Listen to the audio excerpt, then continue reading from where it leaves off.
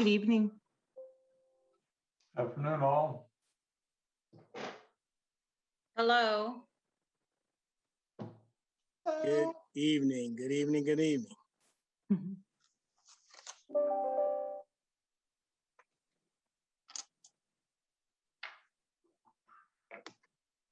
Well, it's 5 o'clock.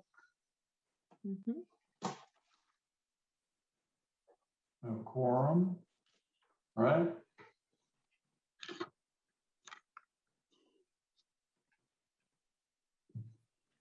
The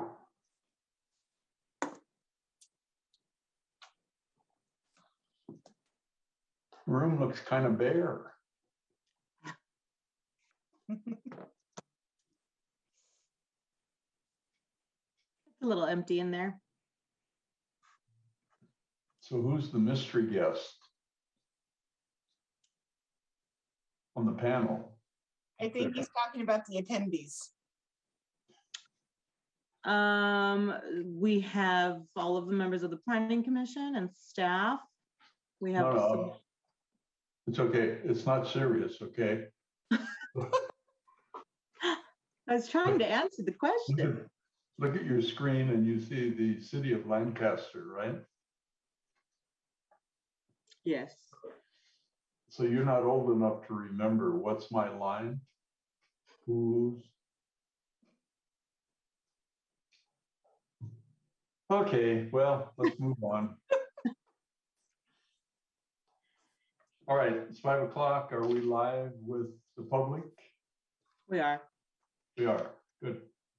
All right, the regular session of the Planning Commission, City Lancaster will come to order at 5:02. It looks like.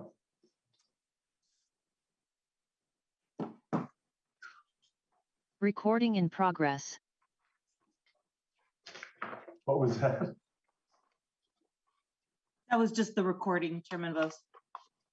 It was just a note. It was the recording system just telling you were recording. Okay. I'm glad we're meeting this way. Everybody seems happy with this opportunity this evening. Right? Okay. So let me offer a brief invocation, and the system did say we are recorded when we call the meeting to order. Okay, cool. All right, let's pray a bit. And let's acknowledge and are grateful for those who have prepared our agenda tonight. We'll honor as well and pray for the members of the armed forces. We'll remember and are certainly grateful for those who have served, and especially those who sacrificed their life for freedom as we enjoy it in this country today. We'll remember as well those members of the armed forces,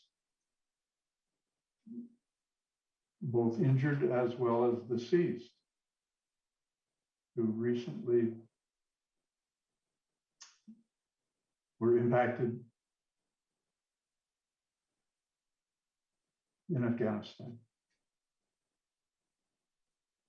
We ask for your guidance tonight, identifying any problems that we can rectify in our community. We ask for your guidance so we fairly administer the Planning Commission's objectives. Let us use our time and energy wisely. We ask this in your name. Amen. Amen. Have a roll call, please. Chairman Vos, Here. Vice Chair Smith, Here. Commissioner Cook, Present. Commissioner Harvey, Present.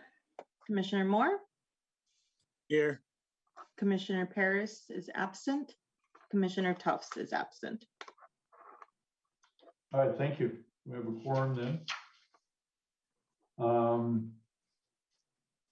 We are live and the public has an opportunity to address us this evening. This would be the appropriate time for any public comments from the floor on any agendized item. Typically, we ask the public to comment when each item is brought forward as an action item. And then at the end of the meeting, the public can also address us relative to any non-agendized items. We did receive two uncontested letters on agenda item number 2 and number 3. We also received a copy of an email on item number 3 in support of that application. Have we received anything else? We have not, Chairman Bose. Okay, thank you. All right then. It would be appropriate then to ask if the public has any comments. At this time, the public phone line is available for those wishing to speak on public business from the floor for agendized items. Any callers wanting to comment, please press *6 now, state your name, and then wait until you are called upon.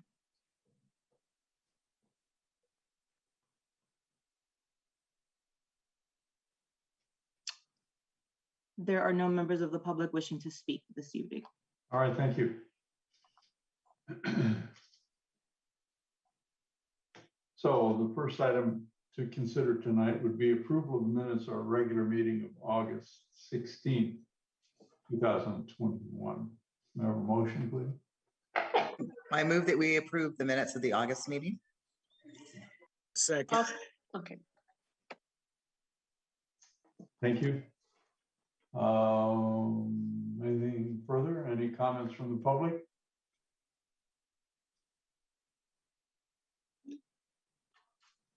None? All right then. Please call the roll. Chairman Vos, Yes. Vice Chair Smith, Yes. Commissioner Cook, Yes. Commissioner Harvey, Yes. Commissioner Moore, Yes. Commissioner Paris, and Commissioner Tufts are absent. Motion carries. Thank you. All right then. The next item is a new public hearing. So without objection, we'll open the public hearing on tentative tract map number 83231. Ms. Swain is presenting on this, I believe. That's correct. Chairman Vos and members of the commission, before you tonight is tentative tract map 83231 for the subdivision of 9.92 gross acres into 39 single-family residential lots. The subject property is located at the northeast corner of 20th Street East and Nugent Street in the R7000 zone. The lots would range in size from a little over 7,000 square feet to approximately 12,200 square feet. Primary access to the subdivision would be from Nugent Street. However, access is also provided from the subdivision to the north. The streets within the subdivision would be public as they complete the development on the corner and connect to other public streets within neighboring subdivisions. A meandering sidewalk with landscaping would be provided along 20th Street East. At the time of construction, floor plans and elevations of the residences would be subject to review by the city's Architectural and Design Commission. Staff is recommending adoption of Resolution 21-14, approving tentative tract map 83231. I would be happy to answer any questions, and both the applicant and the engineer for this map are available.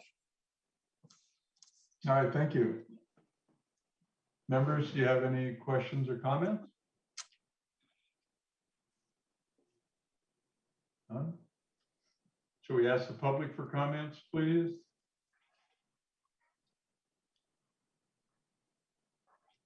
At this time, any members of the public wishing to speak, please raise your hand so that you can be called upon. Could you pull up the map exhibit, please, on this? Sure. Jaylene, if you can scroll down a couple slides.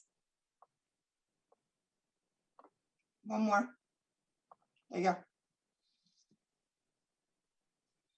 All right. There aren't any members of the public wishing to speak on this item, Chairman Vos. Yeah, thank you. So this map was originally filed in 2006 and then ultimately expired. So it's basically a 15-year-old map, right? That is correct. And the conditions of approval do not reflect a HOA, is that correct? That is correct. Okay, and the reason for that is because. There are no public improvements. The landscaping on 20th Street West gets dedicated to the city as part of the landscape maintenance district. So it would not be maintained by an HOA. Okay. Plus the adjacent tracks are either under construction or constructed, right?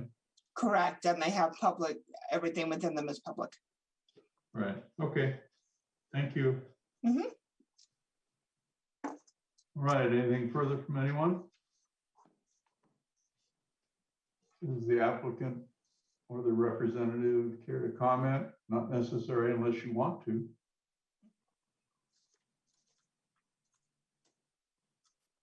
No? Okay. I believe so, Chairman Vos. Pardon? I believe so. There is a hand raised. There is? Yes. Ooh. Young Mr. Malik.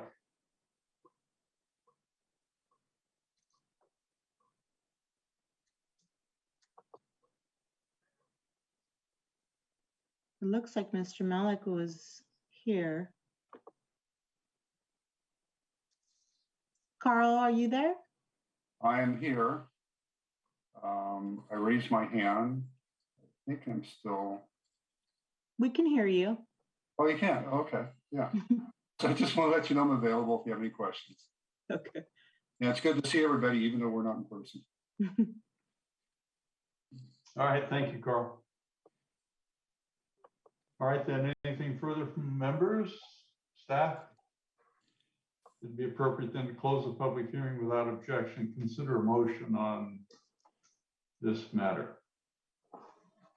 I move to adopt resolution number 21-14, approving tentative tract map number 83231 to allow for the subdivision of 9.92 gross acres into 39 lots in the R7000 zone located at the northeast corner of Nugent Street and 20th Street East, APN 3150-008-072. I'll second. Thank you. All right, then, further discussion? Please call a roll. Chairman Vos, Yes. Vice Chair Smith, Yes. Commissioner Cook, Yes. Commissioner Harvey, Yes. Commissioner Moore. Yes. Motion carries. Thank you. All right, the next item is also a public hearing. This is a new public hearing on conditional use permit number 21-09. So without objection, public hearing is open on this, and Ms. Swain is presenter on this as well. That's correct. Chairman Vos and members of the commission, before you tonight is conditional use permit number 2109 to allow a type 47 ABC license, beer, wine, and distilled spirits in a restaurant for the Happy Hours Bar and Grill. The restaurant will be located at 741 West Lancaster Boulevard and replaces the Portofino Wine Bar. Happy Hours Bar and Grill constitutes a bona fide restaurant and as such does not have any distance requirements per the Lancaster Municipal Code, and the downtown specific plan does not require separation distances for uses with alcohol. The hours of operation are from 11 a.m. to midnight, Sunday through Thursday, and 11 a.m. to 2 a.m. Friday and Saturday. The sale of alcoholic beverages would be during the business hours of operation.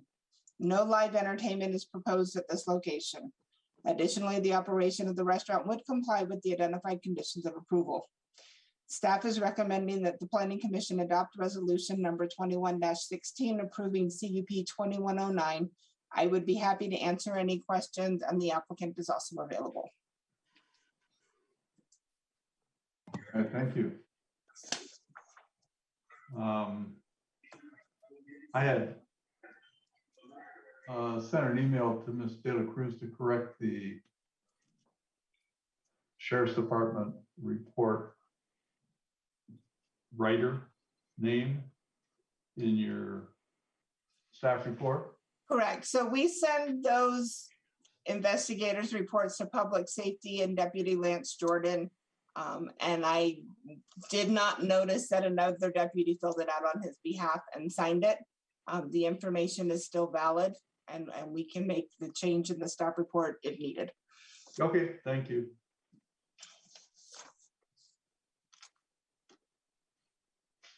All right, then it's an opportunity now for the public to comment on this item. Any member of the public can now wishing to speak on this item can do so now by raising your hand. You will be called upon as soon as I see a hand raised.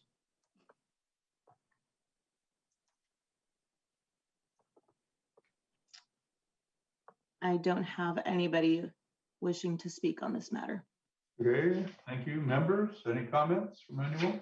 Yeah, I'm just wondering, are there any other businesses on Lancaster Boulevard that are open till 2 a.m.? Or Yes. would this be the only one? No, Lucky Luke's has the same hours of operation, and Portofino also have the same hours of operation. Okay, thank you. Yeah, I personally have concerns about a 2 a.m. operation as well. I'm fast asleep at that time, so I have no idea. Sometimes I get up at 2. To determine whether or not there's sufficient activity on the boulevard for that type of an operation. Although I'm pleased that a successful business venture is expanding into our downtown area. So I'm pleased about that. At any rate,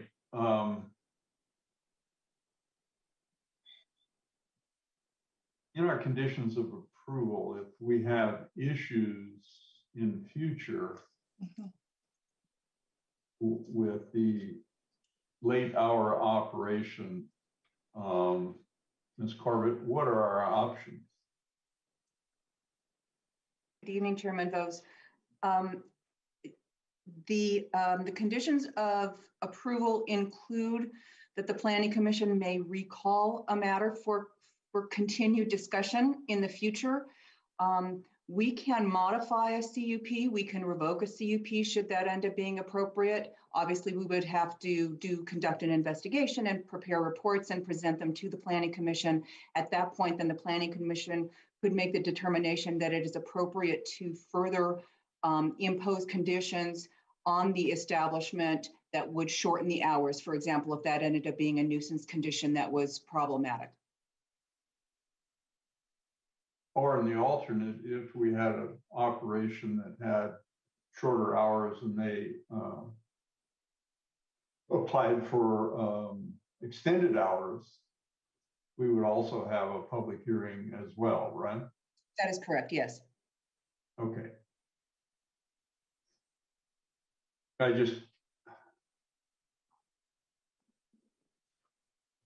reserve my comments. At any rate, okay. Anyone else have any comments or questions? No? All right, then. The public's had an opportunity to speak to us. Let's see. Oh, does the applicant care to address us? They don't have to. They don't need to. At any rate, it's up to you all. If you'd like to talk to us, we'd be happy to hear what you've got to say. I believe so, Chairman Vose. Give me 1 second. There you go. Mr. Jones. Chairman Vose, can you hear me? Hey, Dan. My name's Andrew Dejas. I'm the operations manager for Happy Hours Bar and Grill, as well as Nick Jones is here present as well. As far as just to address one of the concerns with the late night hours, we have had success in a previous location, as you mentioned, doing business at up until 2 a.m. And in addition to, we will have security present during those late hours, post 1700 daily, for your consideration. So you do understand that you're operating a restaurant which requires you to have a full kitchen service during all your hours of operation? That's correct, Chairman. I understand. as well as Okay. Mr. Jones. It's not a limited menu, it's not hors d'oeuvres, it's not chips and salsa, it's a full menu during the full operating hours. You agree to that? Yes, Chairman, we do. All right. Anyone have any other comments or questions of the applicant? Nope. Okay, well, thank you, Mr. Jones. Any other speakers on this matter? No other speakers, Chairman Vos. All right, then. Members have nothing further, so it would be appropriate to close the public hearing without objection. Consider a motion. I I'll make a make a motion motion. to. Oh, sorry, go Go ahead. ahead. No, go ahead, Di. I'll make a motion to adopt resolution number 21-16, approving conditional use permit 21-09 to allow a type 47 on sale general eating place alcohol beverage control license for Happy Hours Bar and Grill within an existing building in the specific plan number 08-01 SP08-01 zone located at 741 Lancaster Boulevard, APN 3133-026-039. Thank you. I second. Thank you.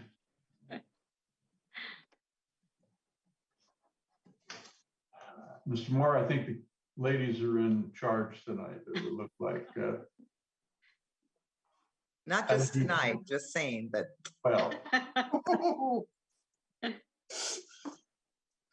Well, yes, continuously. All right. Nothing further, please call the roll. Chairman Vos, Yes. Vice Chair Smith, yes. Commissioner Cook, Yes. Commissioner Harvey, Yes. Commissioner Moore, Yes. Commissioner Paris and Tufts absent. Motion carries. Thank you. And good luck with your new operation. I actually parked behind the building the other day and had lunch next door in Lucky Luke, I guess it was.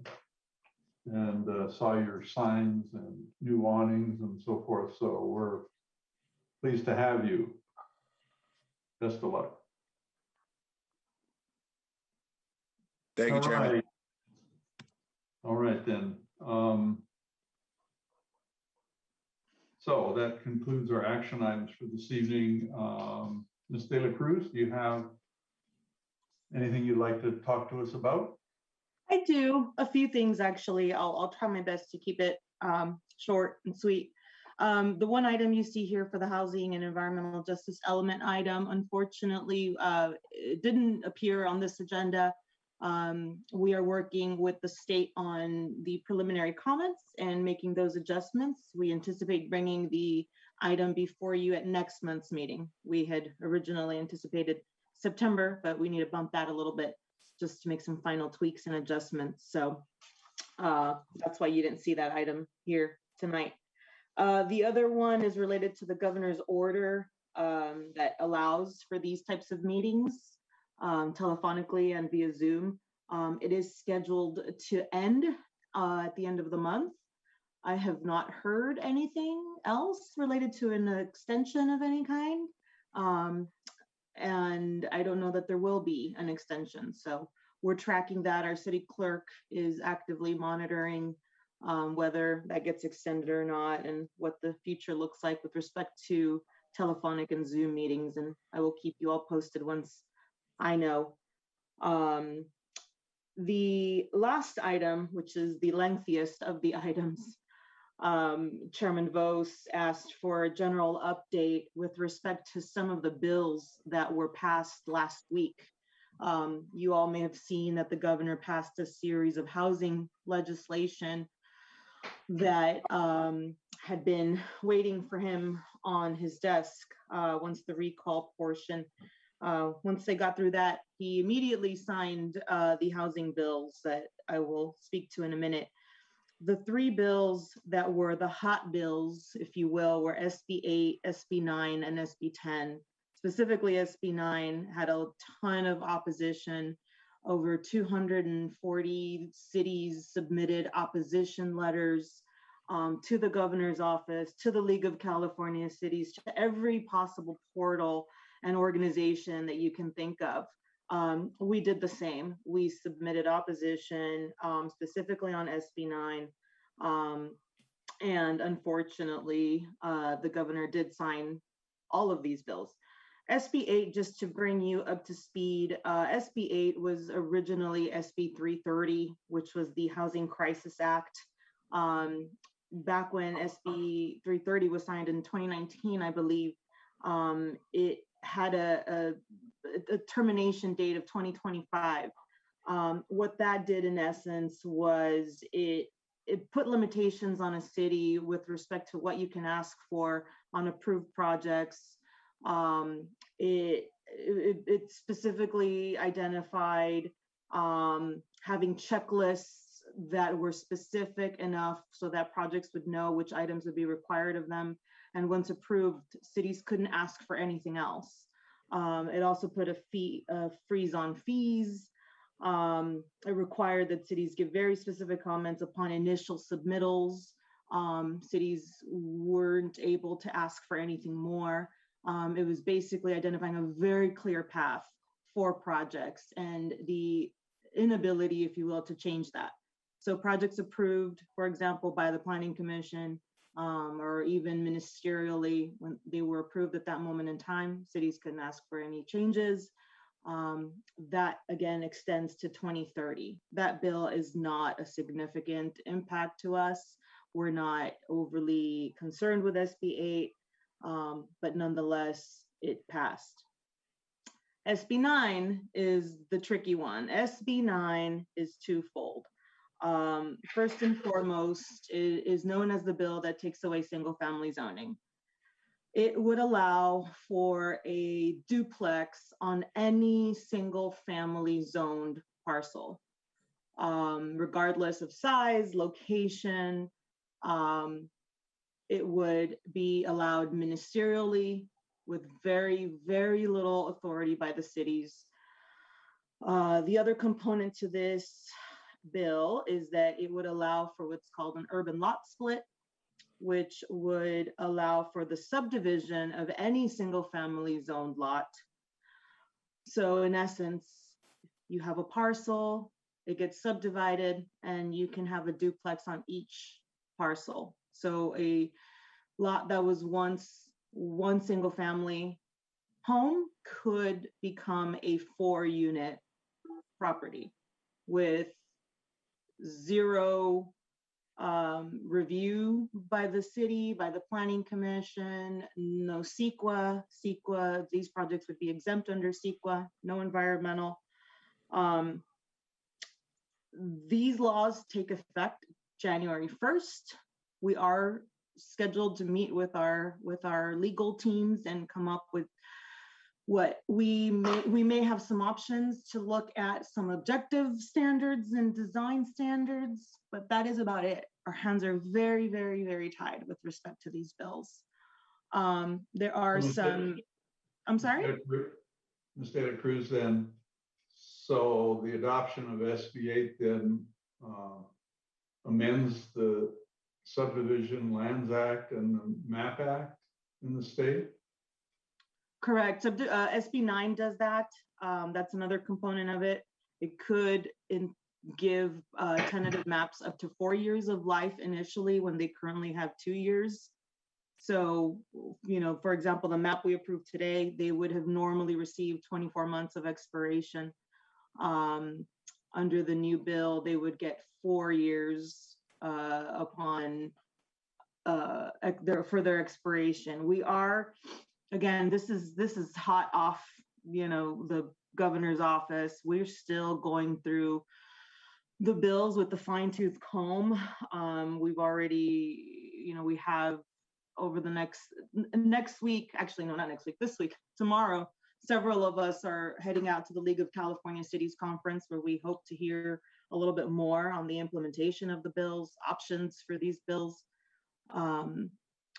But it would extend, one of these bills would extend the life of maps for 4 years automatically. Well, you were talking about, so am I misstating that single family residentially zoned lots, already established lots, would have the use by right to subdivide them without oversight, period? So it would be like in other states where you just draw a sketch and file it with the county recorder and you're subdivided? Is that what the plan is? Not necessarily. I do believe we have a very small level of oversight that we will be able to keep. We will not be able to deny applications. There's a very tiny provision on denial, which would be a very hard finding to make. But we would have very, very little authority. We would still have the ability to review, but at a staff level, basically. It would no longer be a discretionary application where the Planning Commission would review. So it's a use by right with administrative oversight. Correct. So does that give the opportunity or the benefit, is there a benefit for assessing property taxes on that from county, city perspective? Additional, I mean, is there another way of looking at it? That's I think the positive, if you will, because if you're creating another lot, of course, right, there is another tax component. So yes, that would be a positive spin. So for instance, the last track we just approved tonight, for instance, that subdivision of 7,000 to 12,000 square foot lots, then under this recently signed legislation that's been codified, that subdivider then could, in effect, double at a minimum the number of lots that are being produced without commission oversight. Can I jump in, Larissa? So, Chairman Vos, I'm sorry? I was gonna say, can I jump in? Yeah, go ahead. So the SB 9 doesn't apply to like the tentative tract map 83231. It allows the property owner to subdivide their property into two, provided that they live in one of the houses. So a Royal Investors or a Richmond Homes isn't able to take advantage of this to create more lots than they would normally be allowed to do. Why not? Right. In the that's not the way the legislation is written currently. But in the future, the property owner of one of those lots. Oh, okay. So for instance, I own a single family lot in the community, undeveloped. Then I may subdivide it into two and build up to 4 dwelling units on that, as long as I live in one and promise to live there for 3 years. Correct. Then I can just do that. Correct. But if you own two adjacent lots, you wouldn't be able to do the SB 9 on both of them. You would only be able to do it on one. That's true too. And if my lot is improved, then I can still subdivide it because there's no setback oversight. Setbacks are required to be a minimum of 4 feet. And your lots have to be, you can't have a lot smaller than 40% of the original lot size. Okay, so you have a 7,000 square foot lot that's 2,800 square feet. Mm-hmm. You could literally do it in the backyard.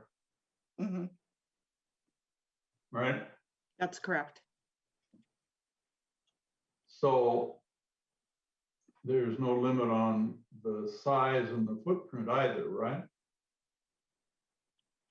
That's the piece that we're still working through, because there may be some opportunity to regulate, but it's very, very little. We're still trying to look at our options and identify those objective standards that I made reference to.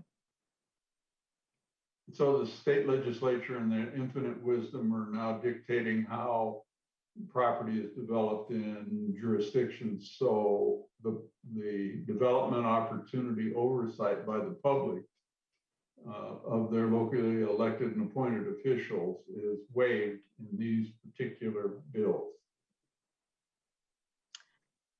In a nutshell, yes, Chairman Vos.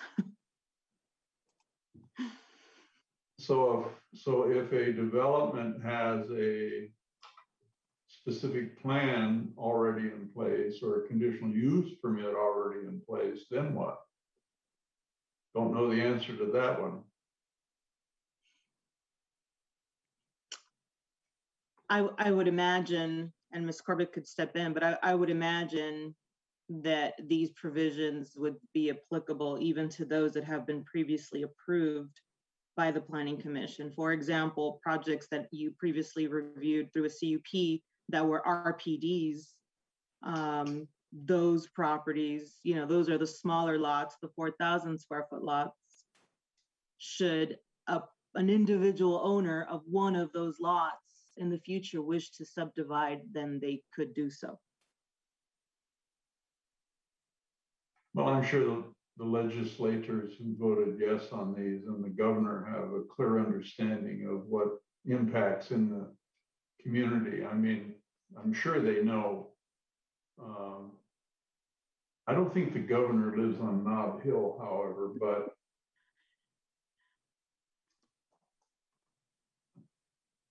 Senator Wiener. Yeah, well, never mind. Never mind. I'll be quiet. So that's 8 and 9. What about 10? What about 10? SB 10, the more we dive into it, this may be the only one of the bills that is optional. And it gives cities a tool based to create the opportunity for multifamily up to 14 units, 10 of those being apartments and 4 of those being ADUs, to be located in any zone, and no CEQA. There is a caveat on there that it would need to be located near transit. Yeah, so as long as it's located near a major transit location, then it could be a by right 14-unit multifamily development. Again, we're diving deep into this legislation, and this may be the only one that is in fact optional. Ms. Swain has been diving very, very deep into this, and looking at, you know, of our transit areas, a lot of the surrounding neighborhoods already allow for this type of development to occur. So it wouldn't be a significant impact to our community, given that, you know, the locations are already planned to be a little more dense than not. So I was gonna say, under SB 10, it has to be high quality transit. We have 2 of those locations. One's the MetroLink, one's the City Park bus station. The property surrounding MetroLink are mixed use TODs, and those already kind of, it's form-based code, so you can put as many units on there so long as you meet some of the other requirements. City Park, the property surrounding that is not zone residential, so it wouldn't be subject to this. The one exception would be Parkway Village, and we're looking at doing a specific plan there, specifically to have higher density. So I think we would probably be proposing higher than what the bill would allow them by right. Right.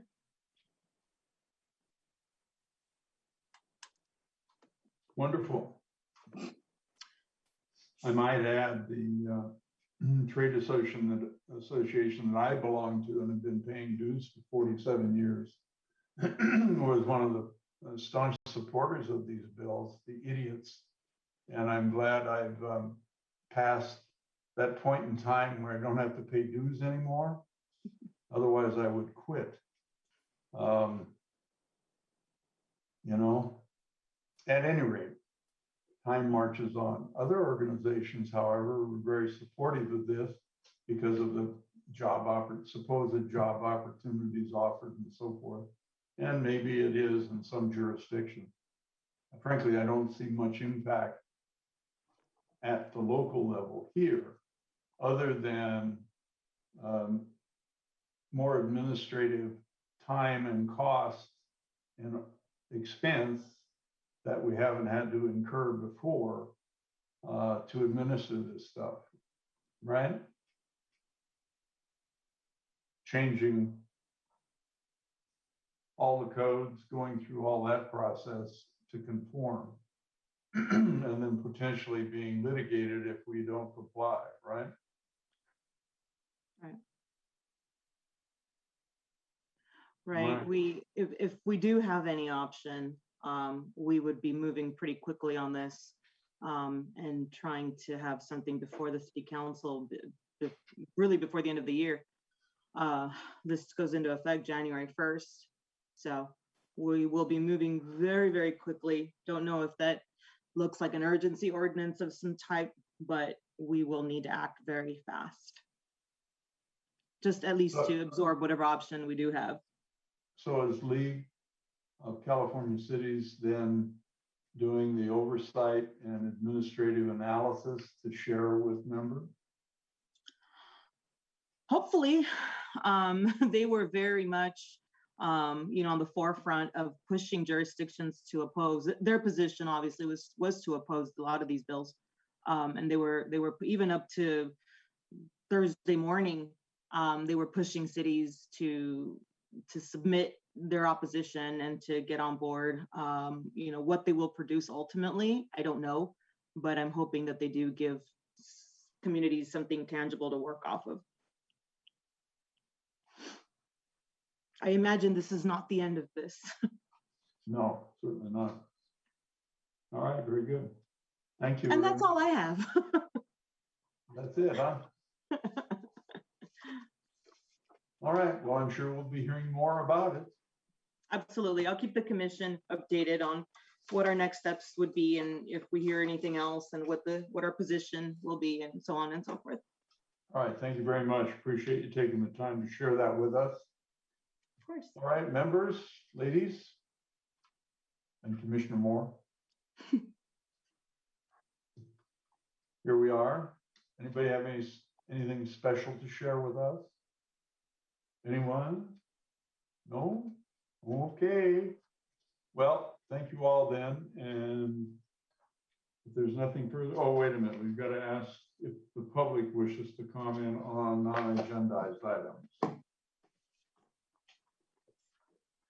Any member of the public may raise their hand if they wish to speak on any non-agendized items. Please raise your hand and I will call on you.